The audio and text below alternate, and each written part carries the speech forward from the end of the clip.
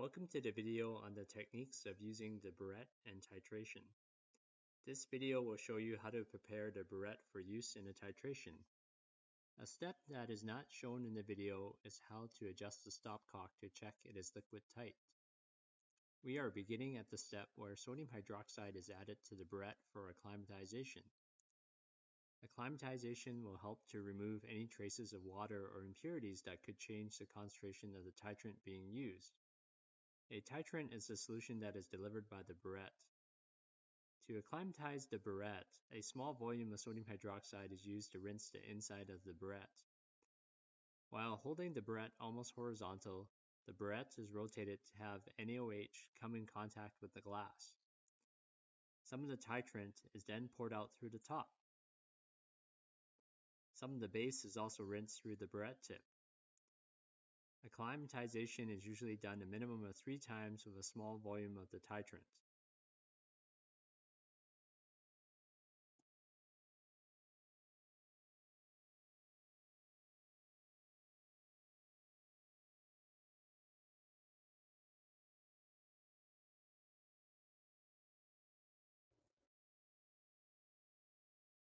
We need to check if the burette tip has any air bubbles. If there is an air bubble, we can open the stopcock fully so the force of titrant running through will push the air bubbles out. If an air bubble is still present, an alternative method is to place your gloved thumb over the top opening of the burette and give the burette a couple of hard shakes up and down. This additional force will help to remove any air bubbles. One final check is done to make sure there are no air bubbles, which could lead to error in the volume measurement. Additional titrant is added to get the initial volume close to the 0 graduation mark for a titration.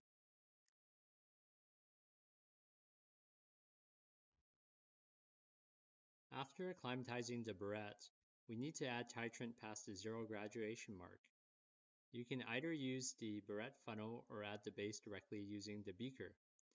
If you do use the burette funnel, you need to adjust your pouring rate to avoid overflowing the funnel.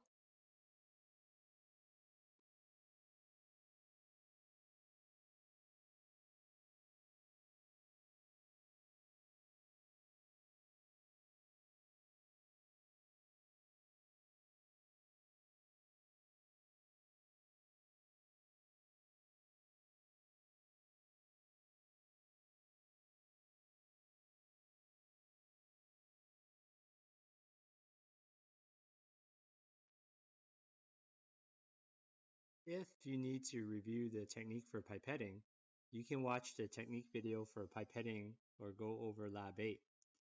If the pipette is used correctly, a known volume of hydrochloric acid has been pipetted and is transferred into a clean Erlenmeyer flask.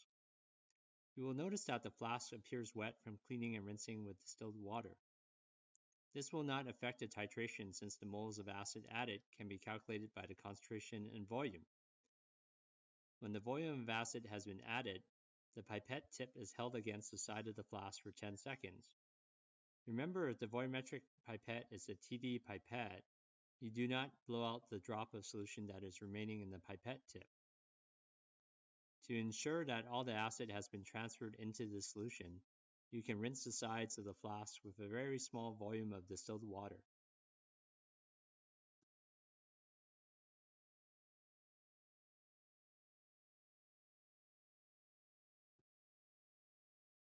To help us visualize the equivalence point of the titration, 5 to 7 drops of an acid-base indicator called phenolphthalein are added.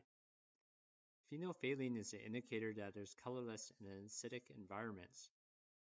A solution is acidic when the pH is less than 7 on the pH scale. Swirl the solution after adding the phenolphthalein to get a homogeneous solution. Remember to record the initial volume of the burette to 2 decimal places.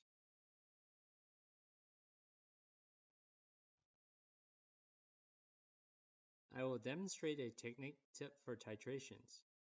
If you think you are close to the endpoint of the reaction, you can release a drop of base on the tip of the burette. Tip the flask and touch the side of the flask to the burette tip so the drop of sodium hydroxide is transferred to the side of the flask. Use a small amount of distilled water to rinse the drop into the solution. Continue with the titration if the pink color does not remain for 30 seconds.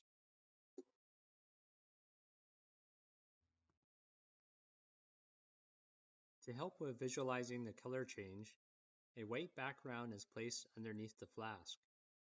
Notice that the tip of the burette is below the flask neck and the flask is labeled.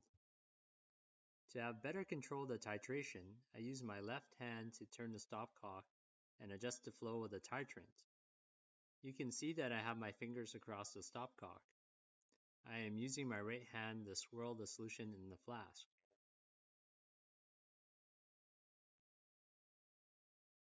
At this point of the demonstration, we are close to the titration endpoint.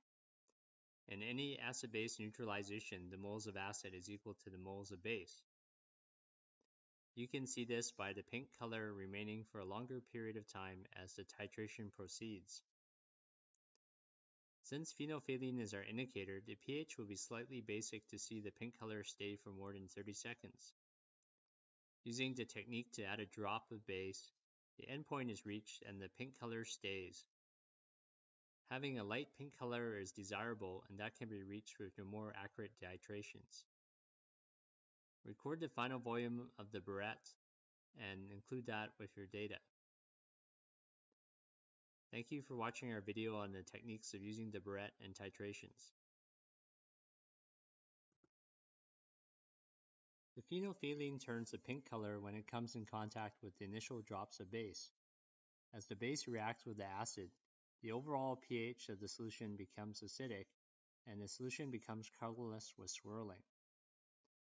In this demonstration, sodium hydroxide reacts with hydrochloric acid to form a salt, NaCl, and water. In this demonstration, I am doing a rough titration to get an approximate value of the base needed for the reaction. Knowing the volume of base needed will help me go faster in the beginning of the next set of titrations. I will also know when to slow down as I reach the endpoint.